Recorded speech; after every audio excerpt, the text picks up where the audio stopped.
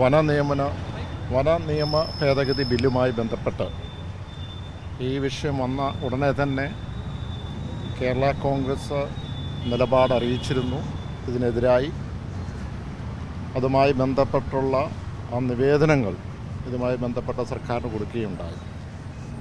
അതിനുശേഷം കേരള കോൺഗ്രസ് പാർട്ടിയുടെ parliamentary party യോഗം വിളിച്ചു കൂട്ടി ഇതുമായി ബന്ധപ്പെട്ട് നേരിട്ട് മുഖ്യമന്ത്രിയെ കാണുവാനായിട്ടുള്ള തീരുമാനമെടുത്തു. പാർലമെൻ്ററി പാർട്ടി MLA-മാരും MP-യും ഇതോടൊപ്പം തന്നെ നമ്മുടെ ഓഫീസ് ഹൗസ് സെക്രട്ടറി ഉൾപ്പെടെയുണ്ട്.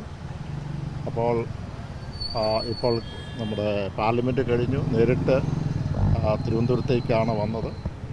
ഇന്ന് അവൈലബിൾ ആയിട്ടുള്ള MLA-മാരും അതുപോലെ തന്നെ മറ്റ് നേതാക്കന്മാരും മുഖ്യമന്ത്രിയെ കാണുകയുണ്ടായി. ഇന്നേ ദിവസം ബഹുമാനപ്പെട്ട റോഷി കൃഷ്ണ മന്ത്രിക്ക് അവിടെ ഇടുക്കിയിൽ അദാലത്ത് നടക്കുകയാണ്. അതോടൊപ്പം തന്നെ സെബാസ്റ്റ്യൻ കുളത്തിങ്കൽ അത് കമ്മിറ്റിയിൽ അരുണാചൽ പ്രദേശത്തിലാണ്, അതുകൊണ്ടാണ് വരാത്തത്. തൽക്കാലം മുഖ്യമന്ത്രിയെ കണ്ടു.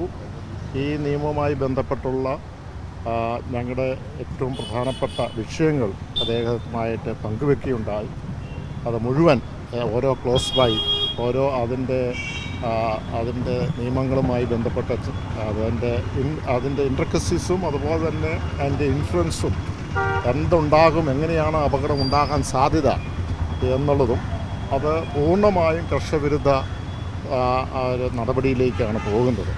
അപ്പോൾ മുഖ്യമന്ത്രി ഇതുമായി ബന്ധപ്പെട്ട് വളരെ ഗൗരവമായി ഇത് പരിശോധിച്ച് അദ്ദേഹം പരിശോധിക്കുമെന്ന് പറയുകയും ഇതിനകത്ത് കർഷക വിരുദ്ധ ഏതെങ്കിലും അല്ല, അങ്ങനെയല്ല, പക്ഷേ കർഷക വിരുദ്ധ ഒരു നിയമവും ഇതിനകത്തുണ്ടാകില്ല എന്ന് പൂർണ്ണമായിട്ടും പറയുകയുണ്ടായി. ഇതാണ് ഉണ്ടായത്.